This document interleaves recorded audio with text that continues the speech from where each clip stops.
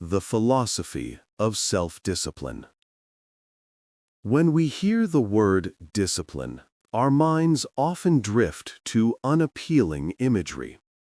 We imagine a drill sergeant screaming in our faces, a strict teacher wielding a ruler, or a life devoid of color, flavor, and joy. We tend to view self-discipline as a form of self-punishment, a rigid cage where we lock away our desires in favor of a cold, robotic efficiency. But this perspective is fundamentally flawed. If we strip away the societal baggage and look at the core of the concept, we find that self-discipline is not a cage. It is the key that unlocks the door. It is not an act of cruelty toward yourself. It is, arguably, the highest form of self-love. To understand the philosophy of self-discipline, we must first dismantle the motivation myth. We live in a culture obsessed with the spark. We watch motivational videos, listen to pumping music, and wait for that sudden surge of adrenaline that makes us want to conquer the world. We treat action as a byproduct of feeling. We say, I will write that book when I feel inspired, or I will go to the gym when I have the energy. The problem with this approach is that feelings are weather. They are unpredictable, fleeting, and often stormy. If you build the foundation of your life on the weather of your emotions, your structure will collapse the moment the sun goes behind a cloud. True self-discipline is the art of decoupling action from feeling. It is the quiet ability to do what needs to be done regardless of the emotional climate of your mind. It is a shift from asking, "Do I feel like doing this?" to asking, "Is this what the person I want to become would do?" When you stop negotiating with yourself, a profound sense of peace emerges. The mental energy you previously wasted on debating whether to get out of bed or hit the snooze button is suddenly freed up for creativity and growth. There is a beautiful paradox at the heart of this philosophy. Restriction creates freedom. This sounds counterintuitive. We think freedom means doing whatever we want, whenever we want. But consider a person who has zero discipline regarding their diet or finances. Are they free? No. They are slaves to their impulses. They are trapped by health issues or debt. They are controlled by the immediate desire for comfort. Conversely, the person who restricts their spending to save money or restricts their junk food intake to build health eventually gains the ultimate freedom, the financial autonomy to travel, or the physical vitality to climb mountains. Jocko Willink, a figure often associated with this topic, succinctly puts it, "Discipline equals freedom."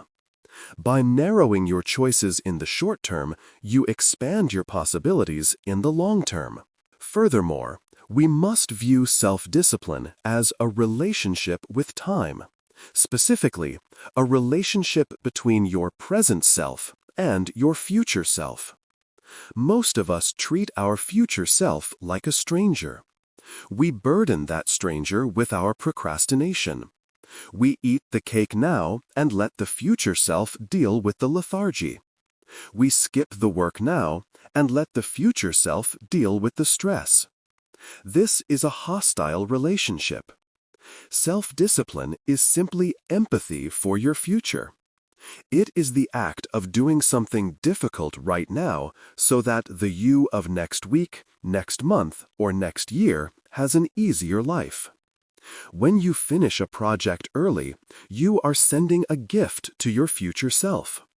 When you exercise, you are building a home for your future self to live in. However, this philosophy requires a gentle touch. A common pitfall is the all-or-nothing mentality. We set up a perfect routine, fail on day 3, and then abandon the entire endeavor because we feel we have ruined it. This is fragility, not strength. A rigid branch snaps in the wind. A flexible bamboo sways but stands tall. The philosophy of sustainable discipline includes self-forgiveness. It understands that you are human. If you miss a day, you are not a failure. You are just a person who missed a day. The true test of discipline isn't perfection. It is the speed of recovery. How quickly can you return to your baseline after a slip-up? That resilience is where the magic happens. We must also redefine the boredom of consistency. We are addicted to novelty. We want the fireworks of the finish line without the silence of the marathon. But mastery is mostly boring. It is doing the same reps, writing the same words, practicing the scales over and over again. The philosophy of self-discipline asks us to fall in love with the plateau. It asks us to find a meditative rhythm in the mundane. The person who can be content with the quiet repetition of daily habits is the person who becomes unstoppable.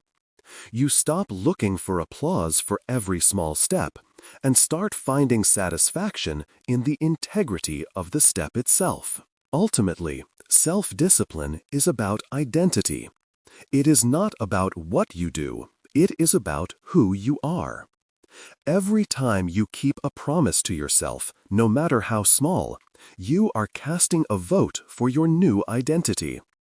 When you say no to a distraction to focus on your work, you are proving to yourself that you are a creator. When you choose silence over gossip, you are proving you are a person of integrity.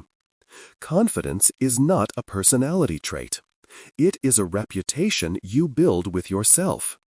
And the only way to build that reputation is through the evidence of disciplined action.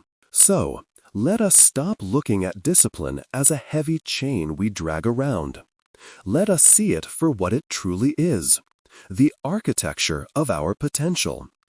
It is the trellis that allows the vine of our lives to grow upward toward the sun rather than crawling in the dirt. It is the quiet, steady friend that holds our hand when motivation leaves the room.